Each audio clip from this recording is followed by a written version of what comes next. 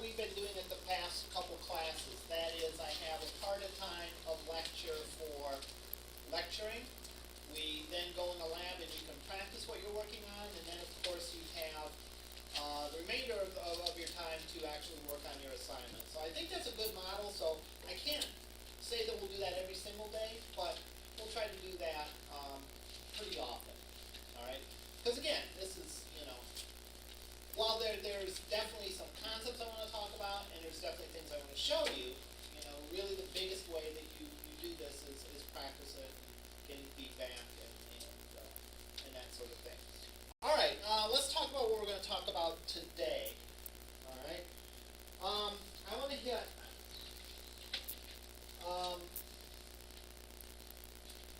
three things today. I would hope within the next few days to have your plan graded, those of you that turn that in. All right, so within the next couple days I'll have that in and I'll have some feedback. The first one, again, is always, it might be a little confusing as to exactly what I'm expecting and all that, but we'll get it straightened out. And once I can take a look at it, and show it to you, I'm sure things will become a lot clearer for you. If not, we can talk about it some more. But the things I want to talk about are the files involved in a Flash animation. I then want to talk about shape tweening. And lastly, I want to talk about more complex symbols. And we'll run these down, and when we are done with that, we'll adjourn to the lab for you to practice and then work on your stuff. All right, first of all, the files that are involved in Flash. I talked a little bit about this in lab, but I want to take some time to talk about this in more detail. Now, there are two main files that I'm interested in that you should turn in. One is going to end with the .fla extension, and the other is going to end with a .swf. And I'll show these in a minute. But I want to talk about what these are, because it's important, and there's definitely parallels in other multimedia to these two files. For example, when we deal with Photoshop, there'll be two files. When we deal with audio recording, there'll be two files. When we deal with video, there'll be two files. So there's two files, or two kinds of files, always that are, or often are going to be there for multimedia. This is the source code. This is the code that you use the tool to create and edit. So when you go into Flash and create a file and save it, you will save a .fla file. All right? When you want to go back later and make changes to it, you will open up the .fla file. All right? People that don't have Flash development tools, like we have in lab, aren't able to open .fla files, right? That's how Adobe, or Macro, what is it? It's Adobe now, right? That's how Adobe makes their money, right? Is they sell people tools to make these files. The SWF file is a file that people play. People that view your animation will view the SWF file. And that is viewable via a free plugin in your browser. All right? Every now and then it may tell you that you need to update your Flash player or something along those lines. And that's what you're updating. You're updating the code that allows you to view that. Now this will be consistent throughout our multimedia. There'll be a file in a proprietary closed format. In other words, a format that you have to have special tools to use. And then there'll be a file that everyone else can see. All right? It's like having, recording equipment as opposed to playback equipment. Not everyone can record a band but everyone can play a CD that a band records. Well, not everyone can make a .fla animation. You need special tools for it. But everyone, or nearly everyone, can view an SWF file because the tools to view that are free. The tools to create the .fla files are expensive. Now, there'll be a third file, and this is a .html file. HTML, again, stands for Hypertext Markup Language. And if you're not already aware, if you haven't taken the web development class or unaware, that's the language of the web. That's the language in which web pages are created. Most animations are sort of embedded inside of web pages. All right? In other words, you'll view a web page and there will be an animation that is included on that web page. All right? So, what I'd like to do now is very quickly create a very small animation, all right, and then show you the files that it creates, publish it, show you the extra files that it creates, and then show you the HTML and talk about the HTML. So, let's go in and let's create just a real simple animation similar to what we've used before. And in doing that, I'm going to introduce shape tweening to you. Shape tweening, I don't find it generally as useful as motion tweening. But it's a nice little thing to have in your mental toolbox if you want to try it and see how it works. And we'll show you how it works in a minute.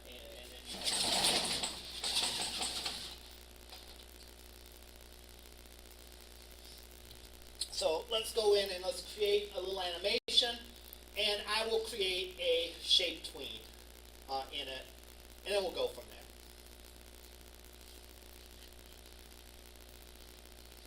But first, I'm going to take a little nap. Someone let me know when Flash is done loading. You think I'm joking? I have I've like taken my kids shopping, and like when they're trying on clothes, if there's like a chair there, I'll sit down and take a nap. I actually heard the sales clerk saying, you know, what's that guy over there? You know, because I'm like sitting there, you know, dead asleep, and I think one of my kids like, oh, that's just my dad, he's sleeping, you know. You got to catch some naps when you can, you know. Which is always unfair, right? Because like in kindergarten, they always tried to make me take a nap, and I never wanted to take a nap then. Now, if someone came up to me and said, it's nap time, I'd be out within 30 seconds. All right, so let's go and create this. I'm going to go in and I'm going to create a shape tween. But before I do that, I'm going to show you a couple things that again, maybe you saw but didn't really pay attention to, or maybe you didn't notice. One of them is I can change the size of my stage if I want. So by default, it makes it 550 by 400 pixels. But I might not want that, right? I might want a different size of it. So I can go in here and click Edit, and I can change the size of it. So maybe I want it to be wide, but not very tall. So maybe I'll cut the height in half. And again, I can also change the color if I want to some other color. And there, change my stage to being 550 by 200 and that kind of color green, or I can go and make it even narrower still if I wanted to do something like a banner on a web page, for example. I could also go in and do what? Oh, change the frames per second, and so on. I'll go and we'll pick a nice light blue. All right. Now, I'm going to go and I'm going to create a shape tween. And I can do this a couple different ways. One way is I can just draw a shape, and I'll use my little shape drawer here to draw a rectangle. All right. I can then go out on my timeline to a particular frame. Again, you always got to be aware of what you're pointing at on the screen, because that influences what you can do. So I want to go out to frame 24. Sort of implied in that is the transition is going to take a second, right? Because there's 24 frames per second. And I can right mouse and I can say either insert a blank keyframe or insert keyframe. If I insert a keyframe, what it will do is it will duplicate the previous keyframe. So it will give me a starting point that I can start with. If I say insert blank keyframe, obviously it creates a blank keyframe, and then I'm drawing from scratch. I'm going to go in and I'm going to say insert keyframe. And I notice now in frame 24, there is just a duplication of what was in frame 1. I'm then going to go and I'm going to add to this. I'm going to add maybe an oval. Trying to make it look like a cylinder.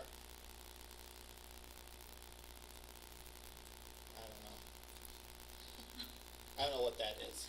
Just a shape. Alright? Now if we run our animation, notice what happens. We simply flip between those two things.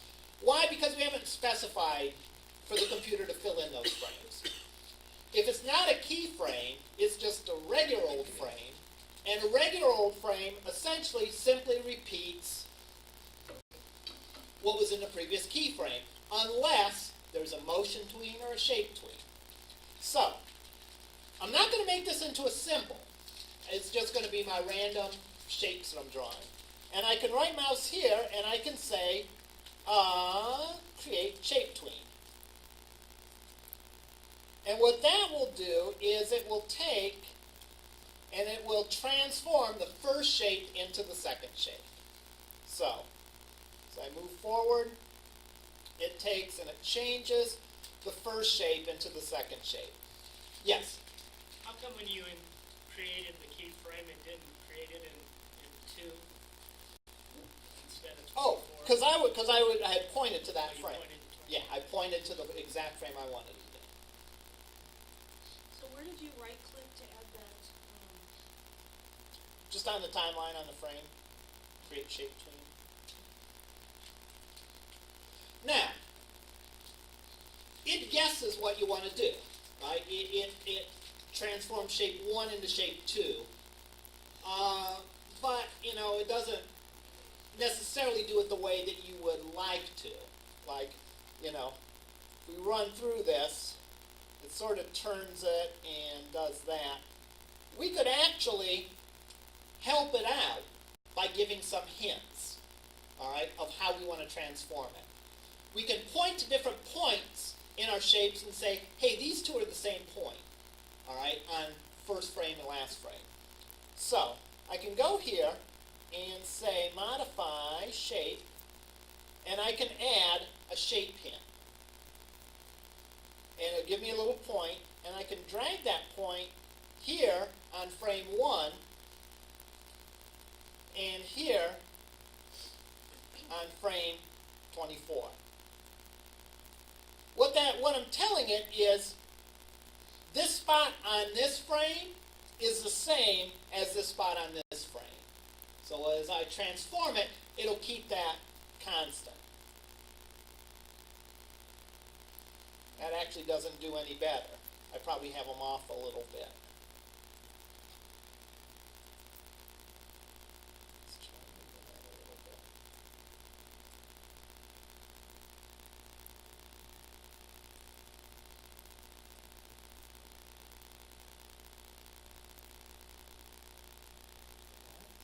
I can then supply other shape hints, maybe, shape hint, to say this point here, I want to hook to this point here. That keeps those constant. And I can do that for as many hints that will help it to make that transformation more like the way I want it to. Again, I haven't found this terribly useful, but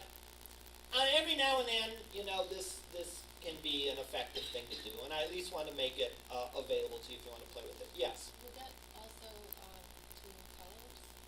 With that tween colors, that is a good question.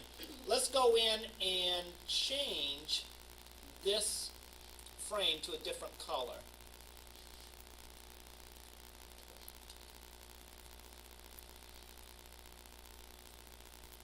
And the answer is yes. So you could have like two different photos of like a photo of two different people and in between. A photo not so much, because a photo isn't like a drawing. It would have to be like a drawing for it to do it. A photo it treats as one photo.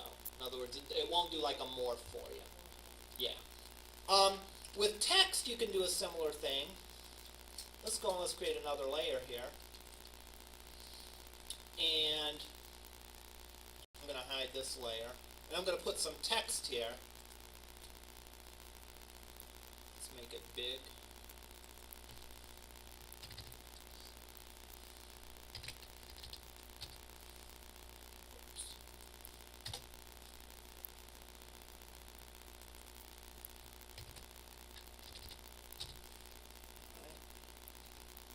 Now, to make the text tween, that's one text box. I have to go in and say break apart. That will take and that will change each one to its own little shape. I can then go, let's see how well this works. I can then go and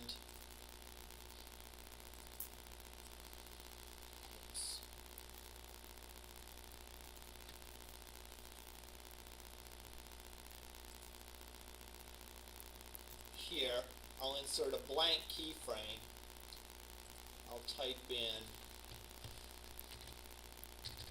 goodbye, break it apart, and then I'll go and create a shape tween. And that takes my word hello and transforms it to goodbye.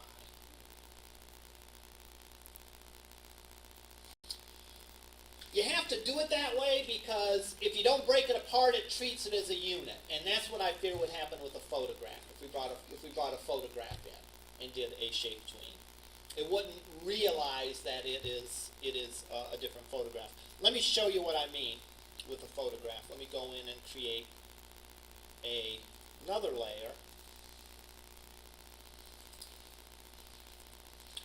and let me go and let me import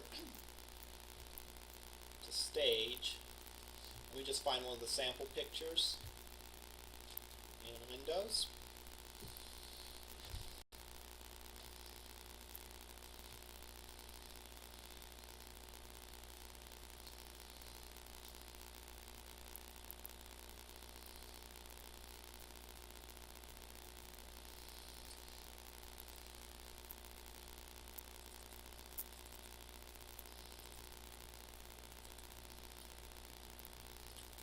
Here, and I'll insert a blank keyframe, and I will add another image.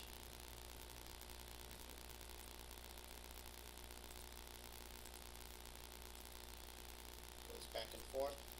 Even if I do notice I can't even do a shape tween on that. Alright. Can I go in and break apart?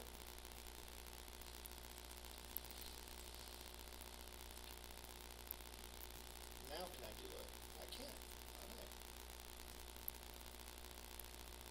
But it doesn't know what to do. It doesn't want to. We'll remove that layer. Okay, so now I have this animation.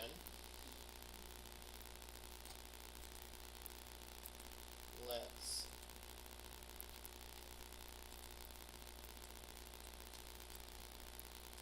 bring the text over to the side.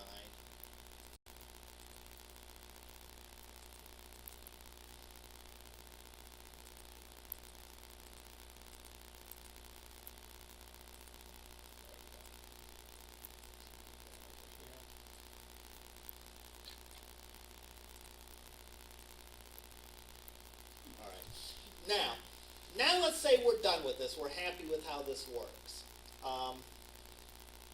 I would hope you wouldn't be happy with how this works. You have low expectations if you're happy with how this works. Let's say we are, and we're ready to save it. I'm going to go up here and I'm going to say File, Save, and it'll ask me what I want to save it as, and notice down there it's saving it with a .fla extension. I'll talk about file extensions in a minute, alright? A file really has two parts to its name. It has what people typically call the file name, and then it has the extension. And the extension is typically 3 letters after the file name, after a period. So I'm going to go and I'm going to save this on the desktop, and I will call it logo. And when I save it, it's going to save it as logo.fla. So if I go out here, there's my file. Now, it just shows the name of logo there, right? If we want to actually see the full file name, and this is something that I would recommend you to do as a multimedia developer, your casual users really don't care about file extensions, right? They're just happy that when they click their Word document, Word fires up. But we need to know exactly what things are called. So I'm going to go into the desktop, and I'm going to specify under Organize. This is just Windows 7, by the way. They're slightly different in other versions and other operating systems. Go to Folder Options View, and I'm going to turn off Hide Extensions. And now we'll see, actually, that file is logo.fla. That is the source file. Again, if I were to come back tomorrow and wanted to work on this, I could get out of Flash, I could double-click that, and just like Word files open up in a Word document, this will open up in Flash, and I'm good to go. I can go and edit it. Now, let's look at the size of this file.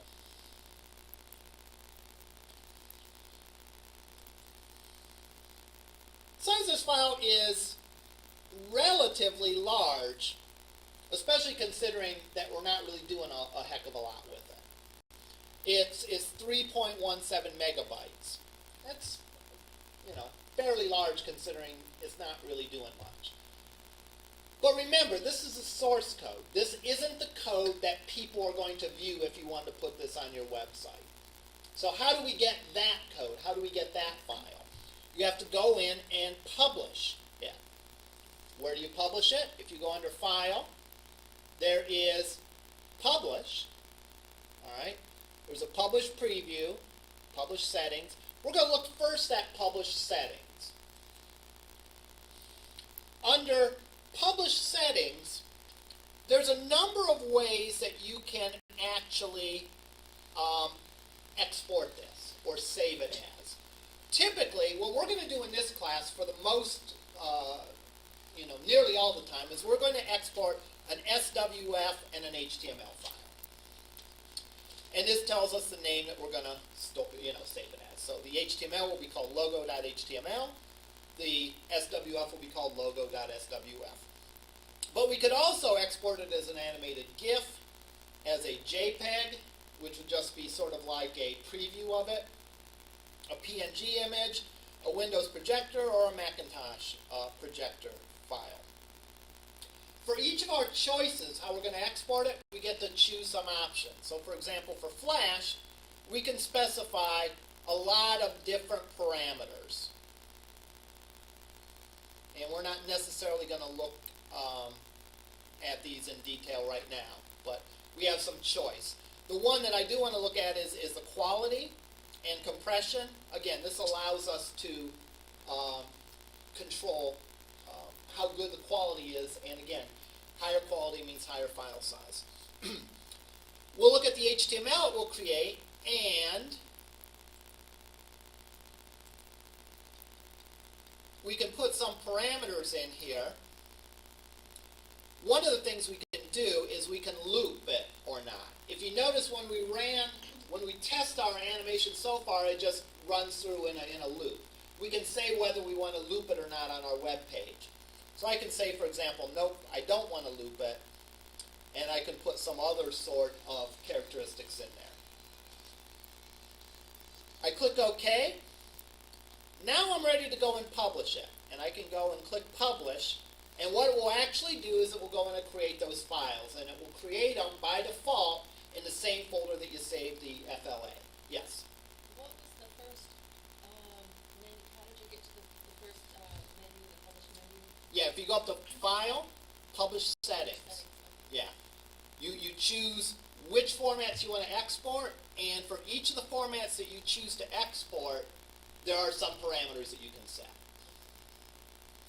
For the most part, unless you have a good reason to, just take the defaults. Now if we look, we actually have 3 files out there.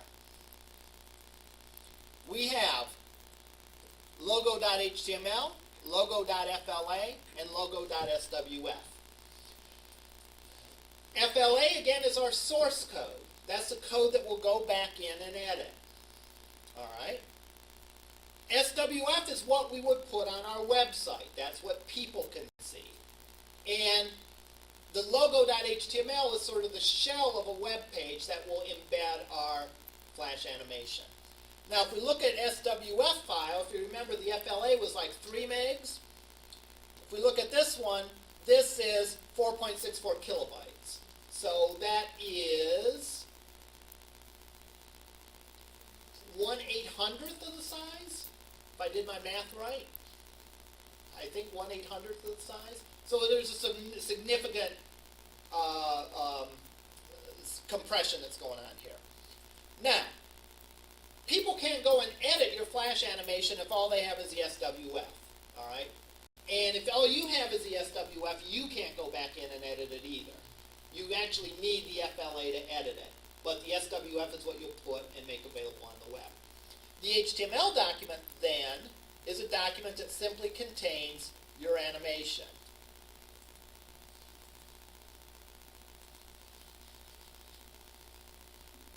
And then if you go and reload it, when they access the page, that's what you'd see. You can certainly go in, and if you want to edit this HTML file, those of you that have done some web development, in essence, what it did for you is it created a div with your content. You can apply any CSS rules that you want to it, and then you can put other content on your page if you wanted to. So you could use this sort of as a starting point to add, and then add other plain old HTML elements to your page. All right.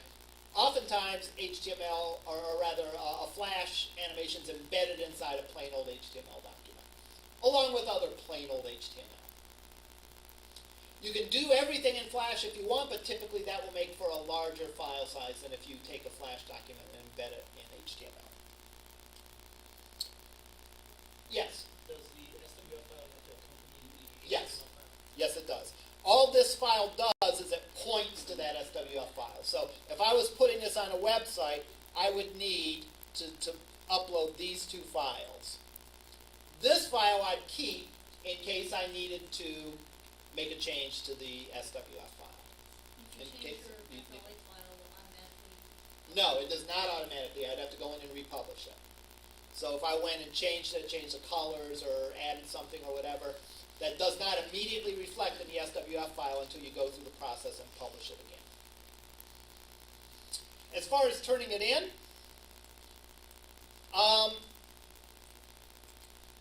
typically what I would like people to do is just take these 3 files and zip them up.